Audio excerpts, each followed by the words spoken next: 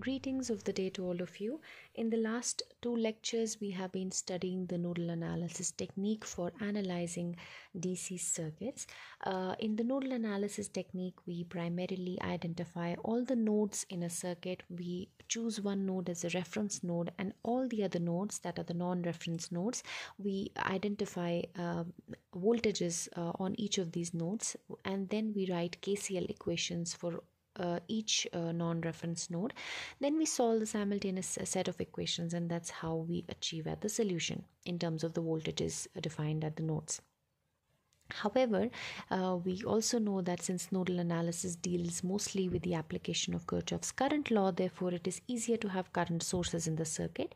But sometimes we may even have voltage sources in the circuit, and in that case we may have to club together nodes in the form of a super node, and that reduces the count of our equations. We fall short of one equation, and therefore in that case we may have to apply KVL on the mesh containing that particular super node, and we somehow compensate for the loss of equations by getting an additional equation from KVL. Now let's move on to mesh analysis, where we do the same things now, but in a slightly different way, and we do it in an analogous way, that like we were dealing with voltages in a nodal analysis, we are now dealing with currents in mesh analysis. Like we were dealing with nodes in nodal analysis, we are now dealing with meshes in nodal analysis, and primarily we are going to apply the KVL, or the Kirchhoff's voltage law, to all the meshes, and sometimes we may also use the current law, the Kirchhoff's current law, or KCL, in the mesh analysis. Before we go into mesh analysis, let's first understand where it can be applied. The mesh analysis can be applied only to planar circuits, so circuits that can be represented in a plane or in a two-dimensional space. Only those circuits can be analyzed using the mesh analysis technique. So your circuit may be it is possible that it may be a three-dimensional circuit, but if it is possible to represent it on a plane without having any overlapping branches or elements, in that case you can call it a planar circuit, and in that case mesh analysis is valid. The second thing that we need to know before we go into mesh analysis is whether your mesh analysis is how do you define your meshes. So basically, let's take a small example of a couple of voltage sources, say V1, and then a few resistances, say R1, R2 and R3. So this is V2. Now in this circuit you can identify three loops. This is loop number 1, this is loop number 2, and the whole thing over here is loop number 3. But any loop that contains loops within itself is not a mesh. Meshes are only those loops that can that do not have any loops within themselves. So this is mesh number 1 in the circuit. Let's define its current as I1, and another mesh, let's define its current as I2. The bigger loop is not a mesh because it has sub loops within it, and you do not need it for mesh analysis. So let's take these two meshes and define their currents as I1 and I2. When I define it, it means that the current flowing in the circuit is I1 over here and I1 over here. So this current is I1, and it also means that in the clockwise direction the current I2 is flowing over here and over here, which means that if I have to find the current through the common branch, I may have to apply KCL, and automatically I will know that the current flowing through the common branch is I1 minus of I2.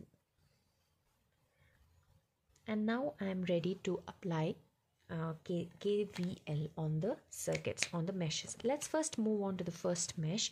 We have minus V1 plus I1 into, let's call this as R1, R2, and this one as R3. So this is minus to plus, I treat it as negative, so minus V1 plus R1, I1 R1, and then plus I1 minus I2 into R3 is equal to 0. So this is my first KVL equation. Let's move on to the second KVL equation. when current I1 minus I2 flows in this direction, it produces a drop in this direction, obviously. But if I move in the clockwise direction in the second mesh, I am actually going from the minus to the positive sign. Therefore, I treat it as negative. Minus I1 minus I2 into R3 plus, because it's going to produce a drop from positive to minus, plus I2 R2 plus V2 is equal to 0. So I have a set of two equations. If I know the resistances R1, R2, R3 and the voltages V1 and V2, then obviously I can solve for the currents I1 and I2 in this circuit. Let's take some practical example and then solve for it so we can quickly understand mesh analysis a little better. So I'll take the example of a circuit with a couple of voltage sources and a network of resistances.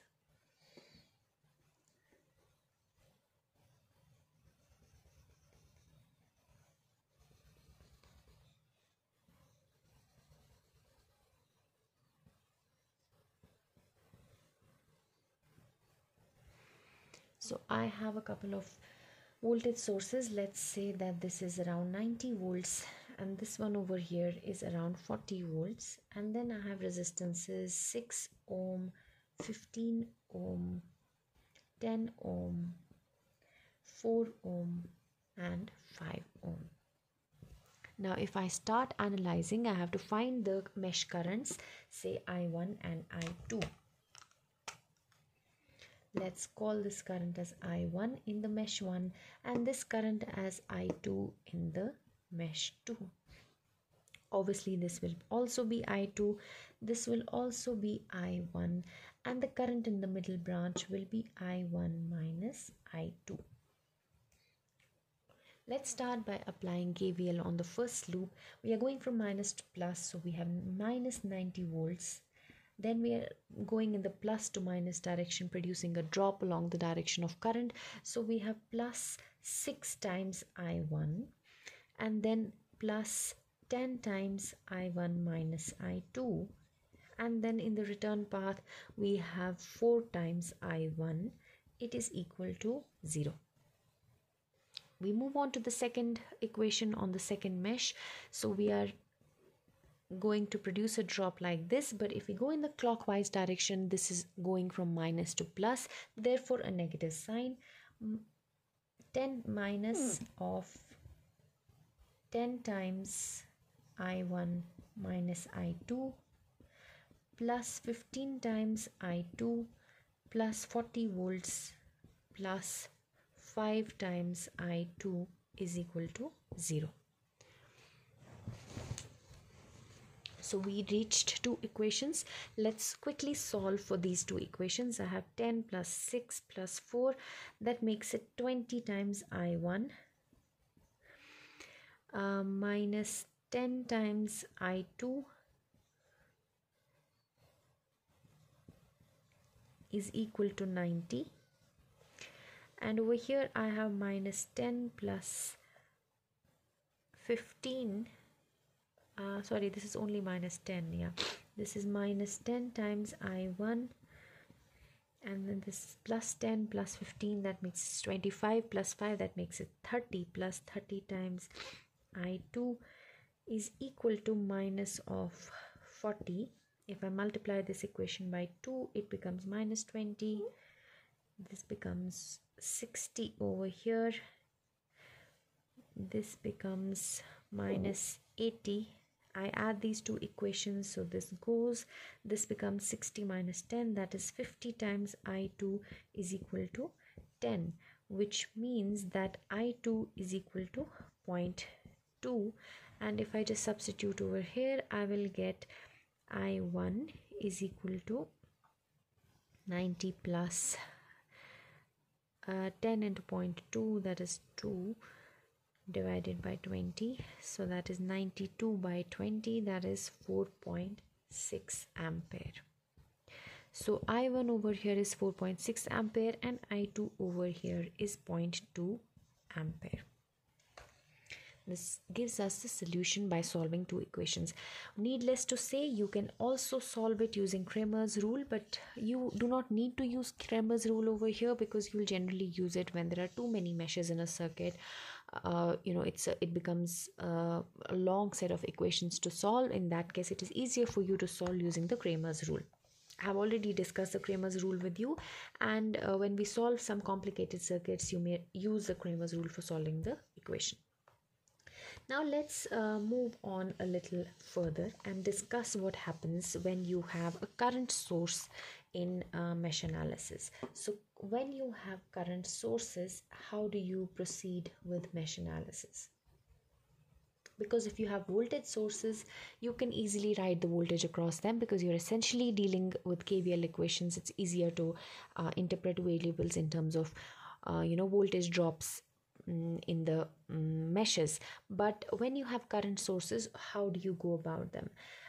If you have, now there are two cases. If you have a just like you had two cases in nodal analysis when you had voltage sources over there, similarly you have two cases when you have current sources over here.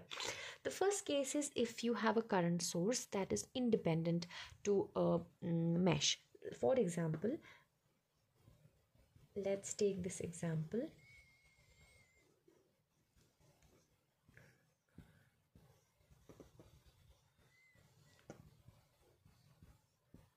Say this is a 5 ampere current source and this is a 10 volt voltage source. This is 4 ohm, this is 3 ohm, and this is 6 ohm. Now in this case you have a current source, so obviously when you cannot write KVL equation in this loop because you do not know the voltage across this source. Therefore you may have to deal with this particular mesh a little differently. But the good thing is that this current source is not common to both the meshes, but it is common only, it exists only in one mesh. Let's just proceed by identifying the two currents in the meshes that interest us. Let's call them I1 and I2, and for the first mesh there is no problem, there is no current source, so we can simply write the KVL equation as -10 plus 4 times I1 plus 6 times I1 minus I2 is equal to 0. So we have one equation. Now we are falling short of one equation which would have otherwise come from the second mesh, but since we do not have the voltage drop over here, we cannot write KVL. But the one equation that we have lost, we can actually use it by applying KCL, and we apply KCL on the second mesh, in the second mesh on this node. So we simply have I2, this is I2, right? It is simply equal to minus of 5 ampere, right? Now with this we can quickly solve for I1. Therefore we have 4 plus 6, that is 10, I1 minus 6 times I2, that is minus 5, so that makes it plus 30, minus 10, so that is plus 20, is equal to 0, which makes it I1 is equal to minus 2 ampere. So the second equation actually comes directly by assigning the second current, the mesh that contains the current source, the current of that particular mesh is assigned the same value as that of the current source, of course keeping the direction of the currents in mind. So you may have a minus sign over here, and then you can simply solve. The another thing is that if you have a current source in between two meshes, so this was a current source but it had the current source was only in one mesh. What if you have a current source in between two meshes? Let's take an example and see what can be done. So you have a 20 volt source and you have, say, a resistance, then another resistance, and a common current source between two meshes. So you have another resistance over here. This is 4 ohm, this is 10 ohm, this is 2 ohm, this is 6 ohm, and then there is a current source. Let me check its value. It is 6 ampere. Okay.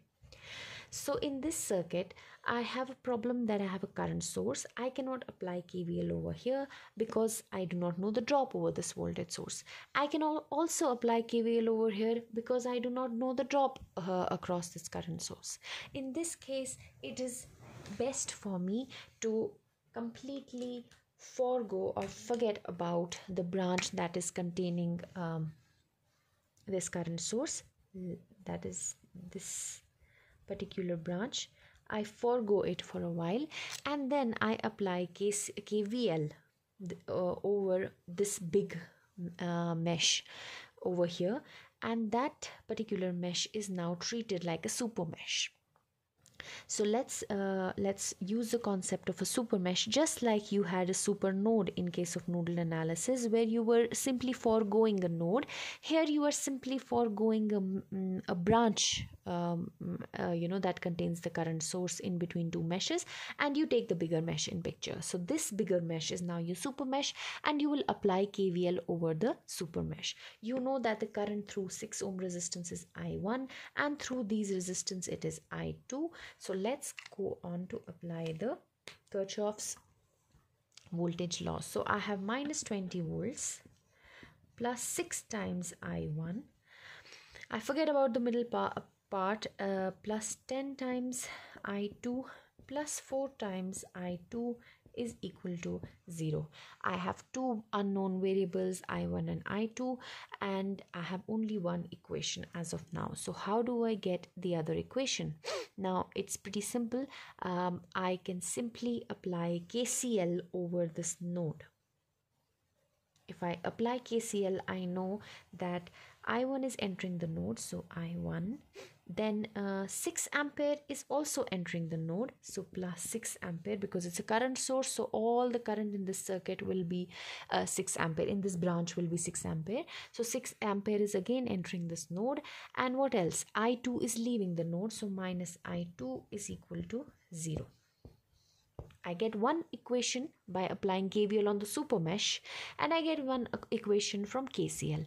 Just like nodal analysis में आपके पास KCL equations होती थी और एक कम पड़ती थी तो आप KVL यूज़ करते थे, यहाँ पे आपके पास KVL इक्वेशंस हैं और एक कम पड़ती है सुपर मैश में तो आप KCL का इस्तेमाल करते हो. They are very analogous to each other. If you know nodal analysis, you can easily extrapolate the same information to mesh analysis. Now let's quickly solve for these two equations. I have 6I1 plus 14I2.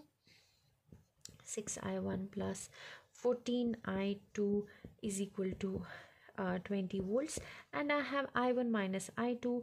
Let's say 6I1 minus 6I2 is equal to minus 36. So let's just subtract them. Minus plus and plus, so this goes and this goes, it becomes 20. I2 is equal to 56, so I2 is equal to 56 by 20, which is 28, so 2.8. yeah, so I2 we will get as 2.8 ampere, and 2.8 ampere, and I1 will simply be I2 minus 6, right?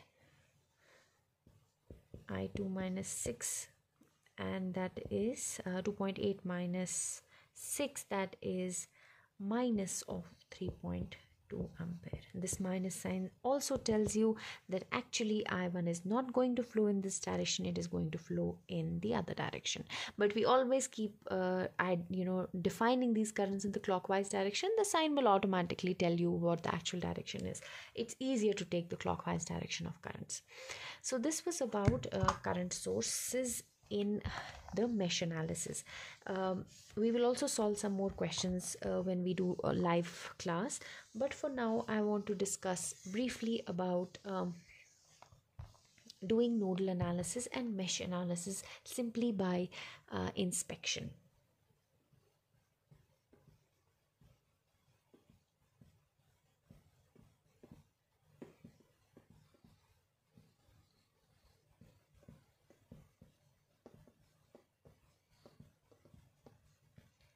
What do you mean by nodal and mesh analysis by inspection. Sometimes some circuits are simple enough for you that you don't need to write equations one by one for each node or for each mesh. If the circuit has only independent sources and only one type of sources, for example, if you are doing nodal analysis and your circuit has only current sources, and that too independent current sources, only independent current sources, then you don't need to separately write KCL equation for each node, identify the nodes, and complicate things for yourself. You can simply do an inspection based nodal analysis. Just observe the circuit and do the nodal analysis. Now, how do we do that? We do that in terms of the conductances. You don't do it in terms of the resistances, but in terms of the conductances. I'll give you a general equation form. Let's write this as, let's suppose that you have nodal analysis. You have n minus 1 number of, suppose if you have n number of reference nodes, then you will have n number of equations. Obviously the total number of nodes will be n plus 1 including the reference node, but we already know that equations are only written for the non-reference nodes. So if you have n number of non-reference nodes, that means n number of equations. Or if you represent your equation in matrix form, then you will have to represent it like an n cross n matrix. So let's start with G11, G12, so on to G1n. Then you have G21, G22, so on to G2n, and then so on Gn1, Gn2, so on to Gnn. This is your conductance matrix. When your conductance matrix gets multiplied by your voltages at the nodes V1 so on to Vn, where total Vn V1 to Vn is the are all the voltages defined at the non-reference nodes, then you know that conductances multiplied by voltages should give you the current injections at each node, where your total number of nodes is non-reference nodes is n. Now, how do we define this? Now, if you talk about this matrix, all the elements G, I, J basically represent the negative sum of conductances between the ith and the jth node. When you talk about the GJJ, that means the same node is in question. It is simply the sum of all conductances connected to the jth node. Right? So using this rule, we can find this entire matrix. Then V1, V2, V3, so on are the voltages at each node, each non-reference node. And then I1, I2, so on to In are simply the net current injection from, let me just write it somewhere.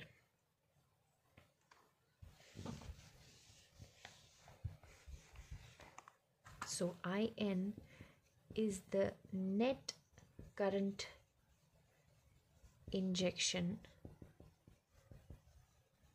in the nth node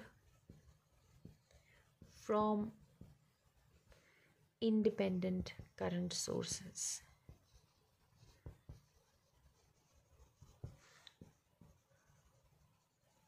So I have already mentioned that you can have only independent current sources. If you have voltage sources, then you cannot use an inspection method. Then you have to use the proper method that we have discussed, define the supernodes, write the equations and all of that.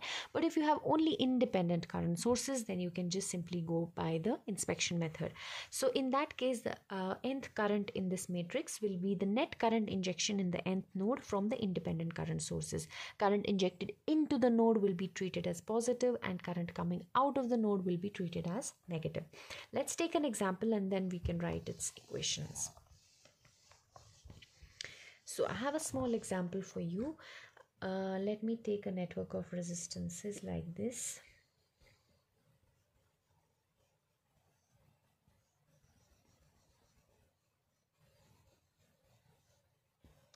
It's easier to talk in terms of conductances. If you are given a circuit in terms of resistances, just use their inverses to find the conductances. That is 1 upon R. So that is G1. Let's call this one as G2, this as G3, and this as G4.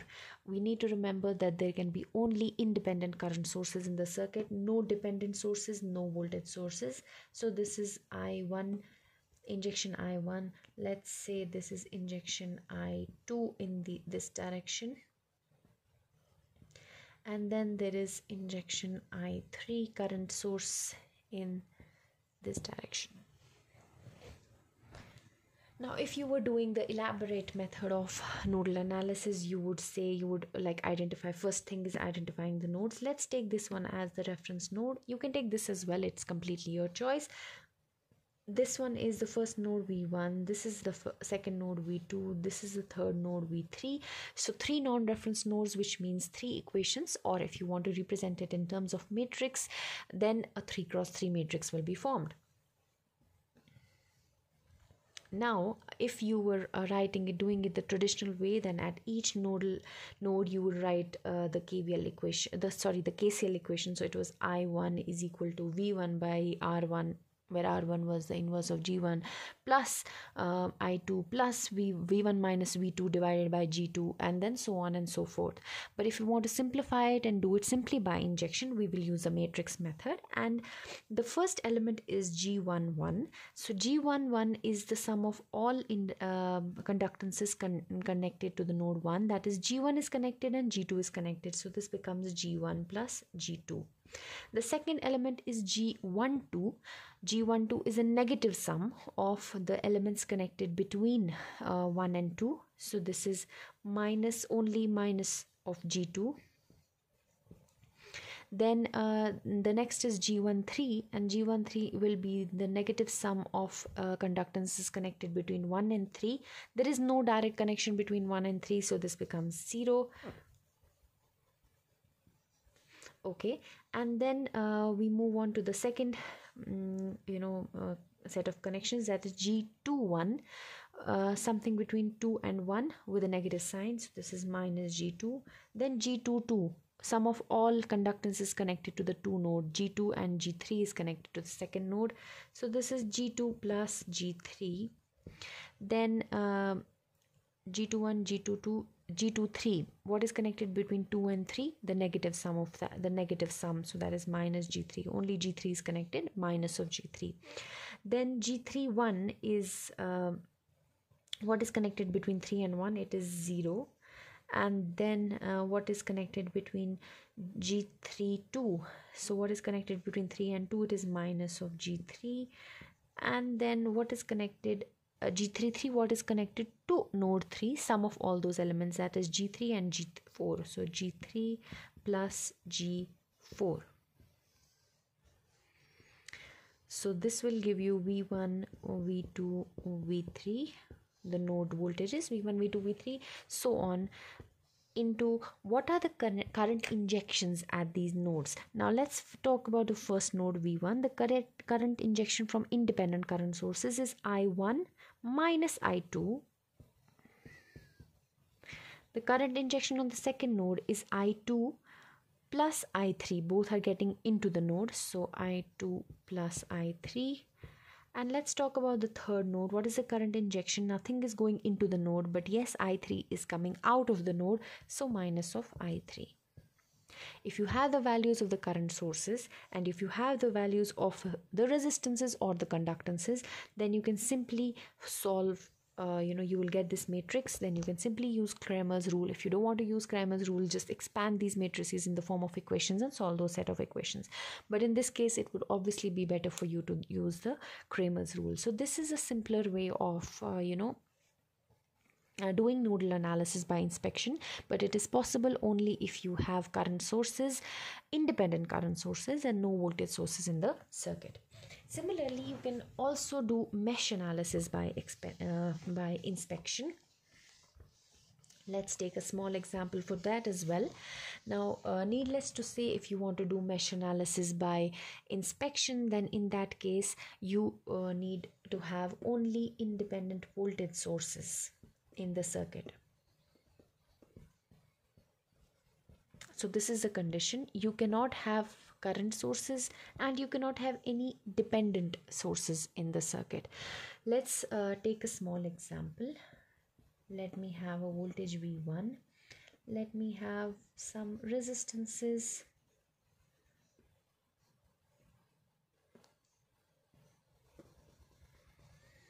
And then a voltage source, another voltage source. In this case, we are interested in the mesh currents, say I1 and I2. We are talking about mesh analysis. So let me just name these resistances. Let's call this one as R1, this one as R2, and this one as R3. Okay, now in this case, you write your network as in the form of resistances instead of conductances. So you have R11, R12, so on to R1n, so on to Rn1, Rn2, so on to Rnn. Now what is n? N is the number of meshes in your circuit. If you have n number of meshes, you will have an n cross n matrix, or you can say n number of equations. And obviously I1, I2, so on to In are the currents in those meshes. And finally V1, V2, so on is the net sum of voltages through those meshes. Let me define these variables for you.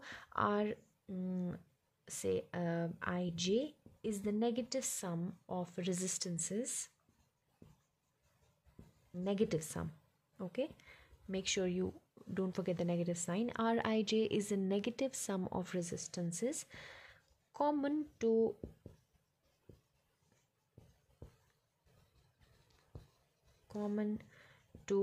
ith and jth mesh. And Rii is simply the positive sum, or you can say the sum of all resistances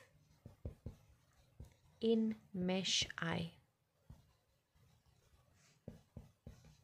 The currents I1, I2, and so on to In are simply the currents in the meshes 1, 2, 3, 4, and so on are the mesh currents, and the voltage Vj or Vi, whatever you want to call it, Vj is the sum of all independent sources, voltage sources. Let me write it somewhere here. Vj is the sum of all independent voltage sources in the jth mesh in the clockwise direction, and while treating voltage rise as positive. So it is necessary that you treat voltage rise as positive, because obviously you've taken it to the right hand side. It's not an equation written and only on the left hand side and you're equating it to 0, but these are KCL equations distributed across the equality sign. So you're taking voltage rise as positive. Generally I tend to take voltage rises as negative, but they're on the left hand side. But since you're taking them on the right hand side, so voltage rise has to be taken as positive, and you are writing you're adding the voltages up in the clockwise manner in each mesh. Now let's do this thing for the circuit that we have just drawn. Obviously we have a simpler matrix here. It's just two meshes, so just a 2 cross 2 matrix. Let's start with R11, which is the sum of resistances connected in the I1 mesh, in the first mesh. So the first mesh has R1 and it also has R3, which means R1 plus R3. Then R12 is the resistance, negative sum of resistance, which are common to the two meshes. Now common to the two meshes is just R3, but minus of R3 you will use here. Again, then you have R21 common to these two, it is again R3 with a minus sign, and then all the resistances connected only in the this is R22, all the resistances in the second mesh, that is R2 plus R3. So this is R2 plus R3. You have I1, I2, and now let's go on to the voltage variables. Now the first mesh, if you add them in the clockwise direction while taking the voltage rise as positive, so you take V1 as positive, there is nothing else, so just V1. And then you move here, there is a voltage drop, you're going from plus to minus, so minus of V2, and that is it. So this is your inspection method, giving you the set of equations that you would have easily, if you should actually try it. You should try to do it the conventional way and then compare the two, you will get the same results. Now this was about mesh and nodal analysis by inspection. We will also do some questions on inspection, and moreover we will do some questions on dependent sources. When we have dependent sources in the circuit, we have not done it till now, but when we consider dependent sources, we will take a single a single circuit, and then with dependent sources, both current or voltage or just one of those, and then we will solve it in two ways. We will solve it using nodal analysis, then the same circuit we will solve using mesh analysis. But when there are dependent sources, so you have some experience with dependent sources also. Till now, all our sources that have been considered in all our questions and all our networks, all our video lectures, they have all been independent sources. Now we will move on to dependent sources and doing nodal and mesh analysis with those. With that, I would end this lecture and wish you all the best. If you have any doubts or queries, please post them on the WhatsApp group, or we can also discuss them in the next live session that we have. That's all for today.